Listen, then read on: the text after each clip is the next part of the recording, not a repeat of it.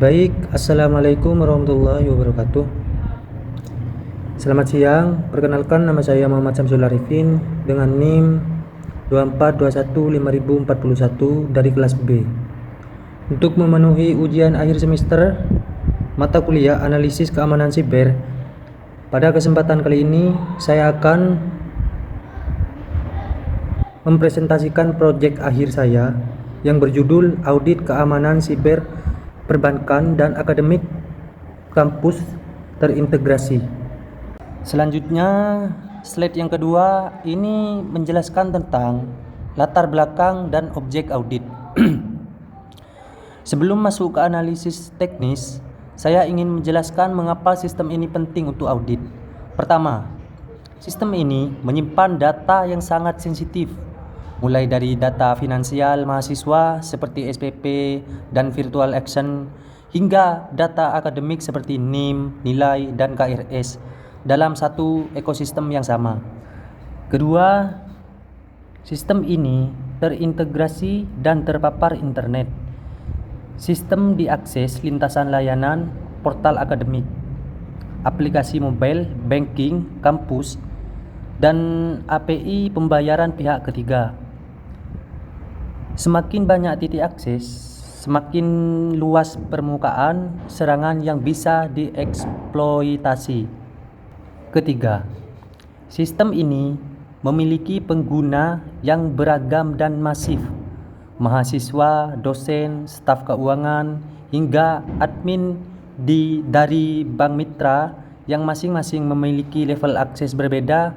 Perbedaan ini rawan menimbulkan kesalahan konfigurasi hak akses. Keempat, dampak insiden pada sistem ini sangat tinggi.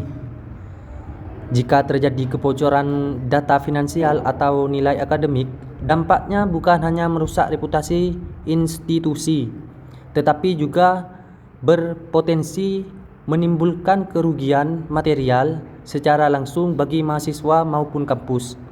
Untuk slide yang selanjutnya, yaitu slide yang ketiga, ini menjelaskan tentang arsitektur sistem. Untuk memahami di mana letak celah keamanan, kita perlu terlebih dahulu memetakan bagaimana data mengalir dari dalam sistem ini. Seperti yang terlihat pada diagram alur berikut.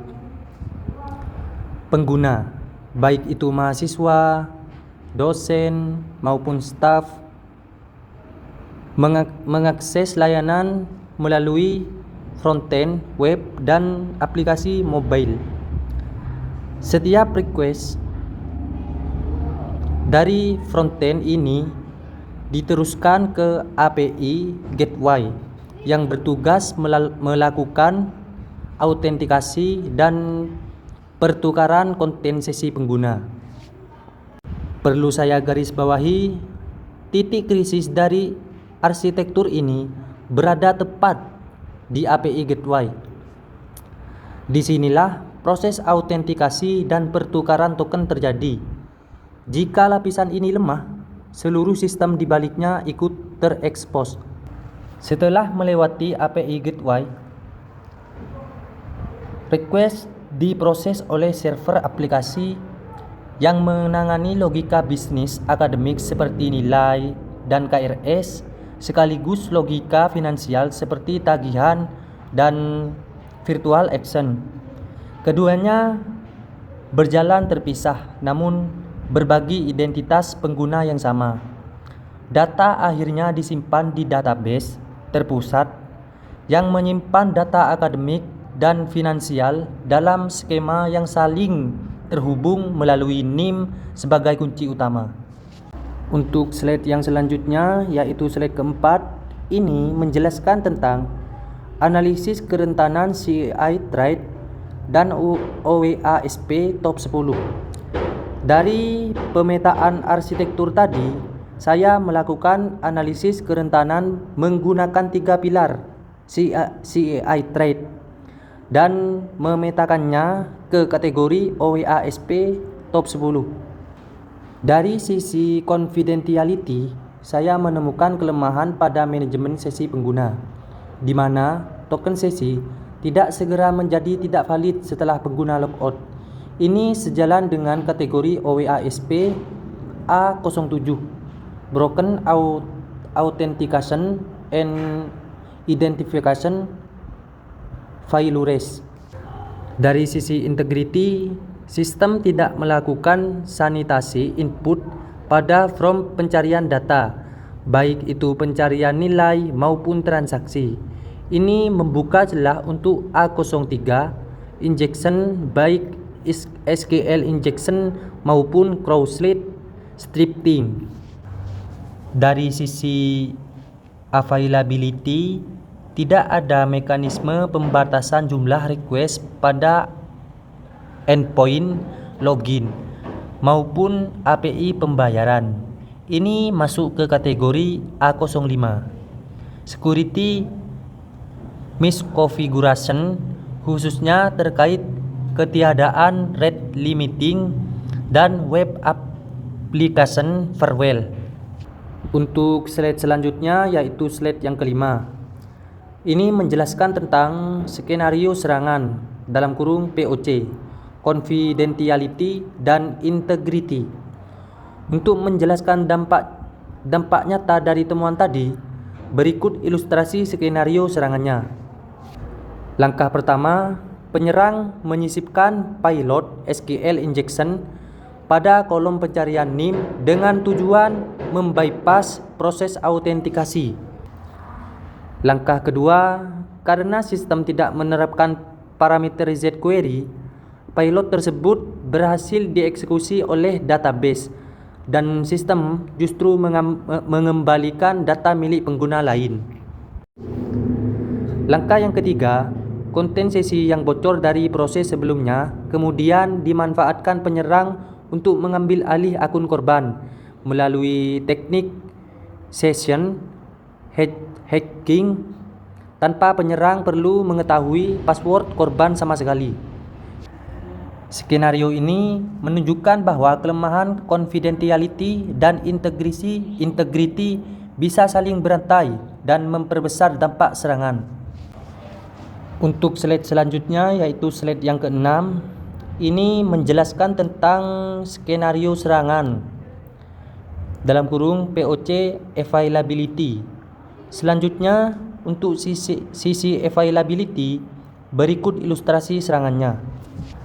Untuk langkah pertama, penyerang mengirim ribuan percobaan login secara otomatis ke endpoint autentikasi tanpa dihalangi CAPTCHA maupun rate limiting. Ini adalah serangan brute force. Langkah kedua, secara bersamaan penyerang juga membanjiri API pembayaran dengan request palsu dalam volume tinggi, memanfaatkan ketiadaan web application firewall. Ini adalah serangan DDoS. Langkah yang ketiga, akibatnya server aplikasi kehabisan sumber daya, sehingga bukan hanya layanan finansial yang terganggu, tetapi layanan akademik pun ikut menjadi tidak responsif bagi pengguna yang sah. Untuk slide yang selanjutnya yaitu slide yang ketujuh, penilaian risiko.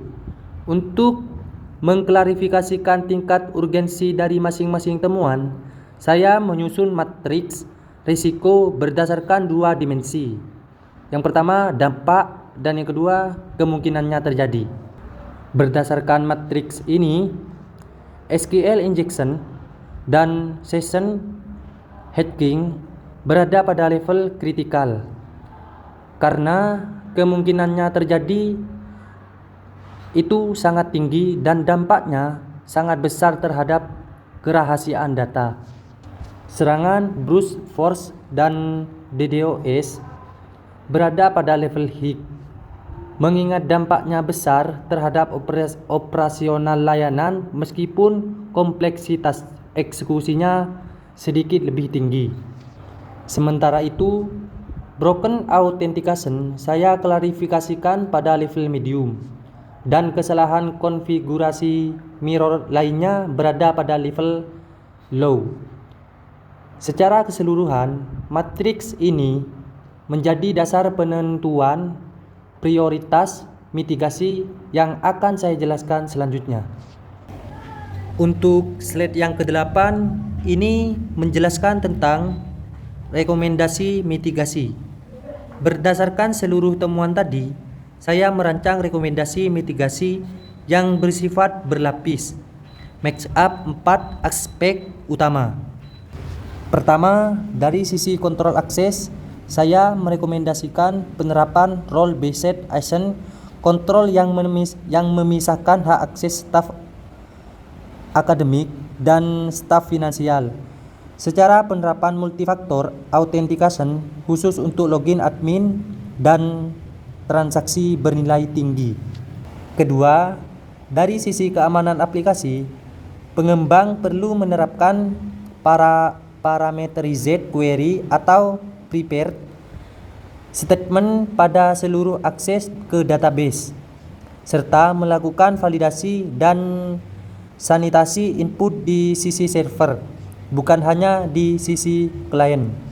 Ketiga, dari sisi kriptografi dan manajemen sesi, data perlu dienkripsi baik saat disimpan menggunakan AES 256 maupun saat dikirim menggunakan TLS 1,3. Coki sesi juga perlu diberi atribut HTTP only, secure, dan masa berlaku yang singkat. Keempat, dari sisi arsitektur dan proses, sistem perlu dilengkapi dengan web application firewall dan rate limiting pada API gateway, serta penerapan secure SDLC dengan pengujian keamanan pada setiap siklus rilis. Perlu saya tekankan, solusi ini sengaja saya rancang tidak hanya menyasar kelalaian pengguna seperti lupa password, tetapi juga menyentuh langsung kelemahan sistem itu sendiri. Untuk slide selanjutnya yaitu kesimpulan.